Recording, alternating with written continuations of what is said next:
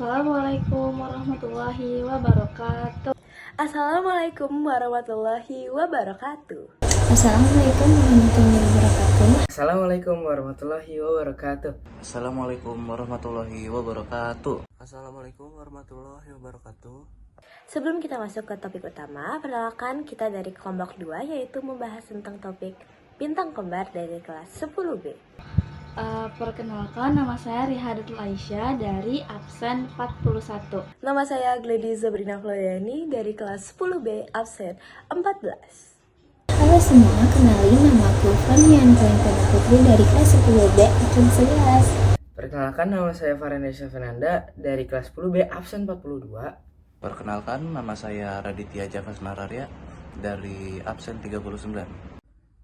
Perkenalkan, nama saya Muhammad Yandra Harafi, absen 28. Nah, dari sini kita langsung aja ke topik utama kita, yaitu bintang kembar. Teori bintang kembar merupakan teori yang pada awalnya tata surya terbentuk dari dua buah bintang, yaitu besar dan juga kembar. Gambar tersebut merupakan dua bintang yang saling mengorbit dan seringkali terlihat seperti satu bintang terang dari bumi karena kedekatan jaraknya. Mereka berbentuk agak oval.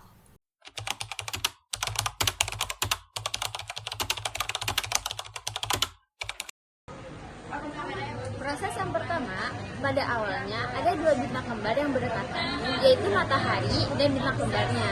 Proses yang kedua, itu karena gaya gravitasi yang sangat kuat, sehingga salah satu bintang mengambil sebagian materi dari bintang lainnya. Bintang kembar tersebut kemudian meledak atau berpindah jauh dari meninggalkan awan gas dan debu di sekitar area matahari. Awan gas dan debu tersebut kemudian berputar dan memadat, sehingga terbentuklah planet-planet, satelit, dan asteroid. Di alam semesta, contoh bintang kembar atau bintang ganda sangat sering ditemukan. Bisa jadi matahari dulunya juga mempunyai kembaran bintangnya. Kelebihan teori mampu menjelaskan mengapa planet-planet berputar mengelilingi matahari dengan arah yang sama. Berdasarkan pengamatan astronomi, bintang ganda memang banyak ditemukan sehingga teori ini cukup logis. Belum ditemukan bukti nyata adanya bintang kembar matahari yang tersisa. Teori ini tidak menjelaskan secara rinci kenapa planet-planet memiliki jarak dan ukuran yang teratur. Sulit diuji secara langsung karena bintang kembar matahari ini pun sudah tidak ada.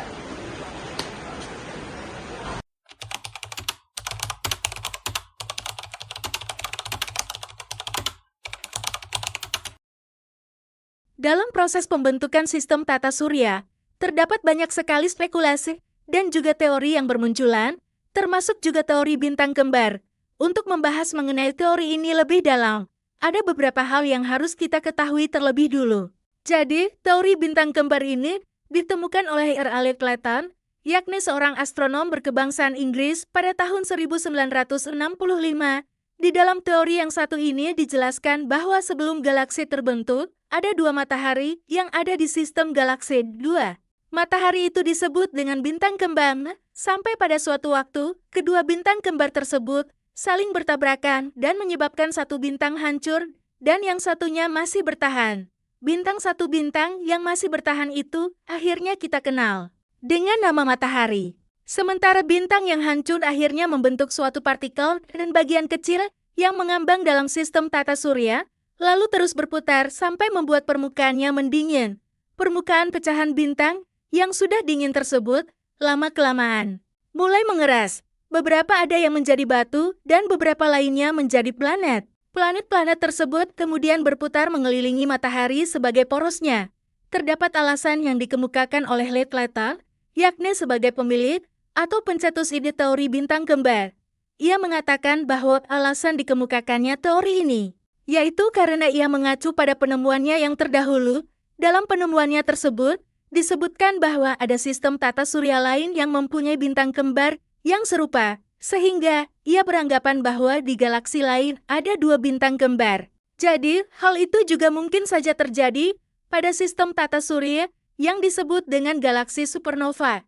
Dari anggapannya tersebut, ia kemudian memunculkan sebuah pendapat bahwa sistem tata surya terbentuk akibat adanya ledakan salah satu bintang menjadi partikel yang lebih kecil yang masih mempunyai daya gravitasi yang sangat kuat. Sehingga hal itu membuat partikel kecil tersebut mengelilingi satu bintang lainnya atau yang kita kenal dengan nama matahari.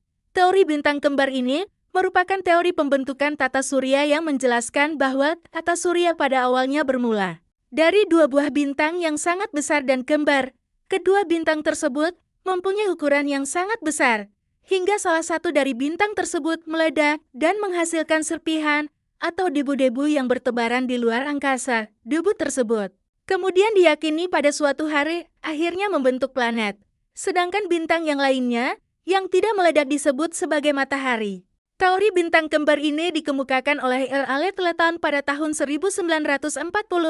Akan tetapi, di tahun 1956 seorang astronom yang bernama Fred Hoyle juga mengemukakan teori yang hampir sama. Persamaan teori yang dikemukakan oleh kedua ilmuwan itu, yaitu tata surya terbentuk dari bintang kembar yang mana salah satunya meledak dan serpihannya membentuk planet-planet, sementara satu bintang lain yang utuh menjadi matahari. Secara lebih rinci, berikut adalah penjelasan mengenai teori yang dicetuskan oleh Leton dan juga Fred. 1. Menurut Leton di dalam teorinya, Leton mengungkapkan bahwa tata surya awalnya bermula dari dua bintang kembar. Akan tetapi, kemudian, salah satu dari dua bintang kembar tersebut meledak yang mana diduga karena adanya benturan dengan meteor atau planet yang berukuran sangat besar. Sisa ledakan berupa gas, debu, dan juga bebatuan kemudian mengitari bintang yang tidak meledak. Hingga pada akhirnya sis ledakan tersebut membentuk planet benda luar angkasa lainnya. Hipotesa yang dijelaskan oleh Leton ini berdasar pada hasil penelitian sebelumnya, yang mana mengatakan bahwa ada tata surya lain yang mempunyai bintang kembar. 2. Menurut Fred Hoyle, dua bintang besar yang ada di luar angkasa mengalami sebuah benturan yang menyebabkan salah satu dari keduanya meledak dan menghasilkan serpihan-serpihan yang bertebaran di luar angkasa. Lalu, serpihan-serpihan itu terperangkap oleh gaya gravitasi yang dimiliki oleh bintang yang tidak meledak dan bergerak mengitarinya. Seiring dengan berjalannya waktu, serpihan yang terperangkap oleh gaya gravitasi tersebut membentuk planet-planet dan asteroid. Kontroversi teori bintang kembar ini tidak begitu saja bisa diterima oleh masyarakat, terlebih untuk para astronomer dan juga penemu. Kontroversi teori bintang kembar ini berawal dari anggapan bahwa teori ini dinilai terlalu sederhana dan tidak sempurna. Ada banyak sekali perdebatan yang terjadi di kalangan para ahli astronomi mengenai teori ini. Banyak di antara mereka yang percaya mengenai penjelasan dari Leton sebagai penemu teori bintang kembar. Akan tetapi, tidak sedikit juga yang menyangkal mengenai pikiran Leton terkait penelitiannya, terutama karena pendapat yang dikemukakan oleh Leton ini tidak begitu banyak berlandaskan pada fakta yang ada dan dinilai lemah. Pendapat Leton yang mengacu pada penelitian pendahulunya itu dinilai tidak konkret dan masih kurang sempurna. Walaupun beberapa ahli setuju dengan pendapat Leton dan meyakini akan kemungkinan terbentuknya tata surya dari adanya ledakan bintang kembar, sebagaimana yang sudah dijelaskan oleh Leton. Kelebihan teori bintang kembar para ahli astronomi dan juga ilmuwan yang setuju dengan pendapat yang dikemukakan oleh Leton mengungkapkan bahwa teori bintang kembar mempunyai beberapa kelebihan. Kelebihan dari teori bintang kembar ini yang membuatnya diterima oleh banyak ilmuwan dan para ahli astronomi. Faktanya, di beberapa penelitian termutakhir, ilmuwan banyak menemukan keberadaan bintang ganda ataupun bintang kembar atau yang biasa disebut sebagai bintang ekor di dalam sistem tata surya.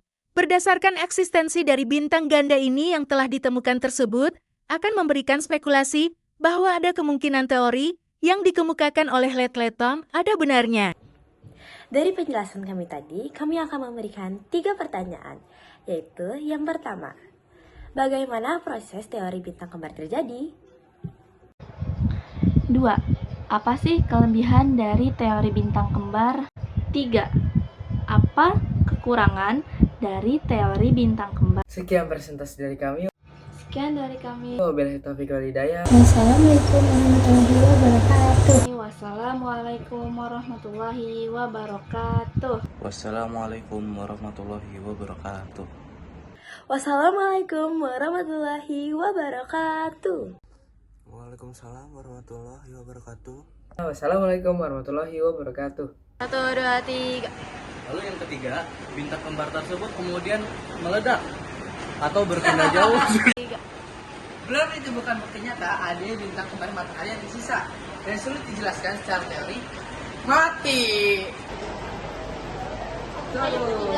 Slide kanan. Assalamualaikum warahmatullahi wabarakatuh.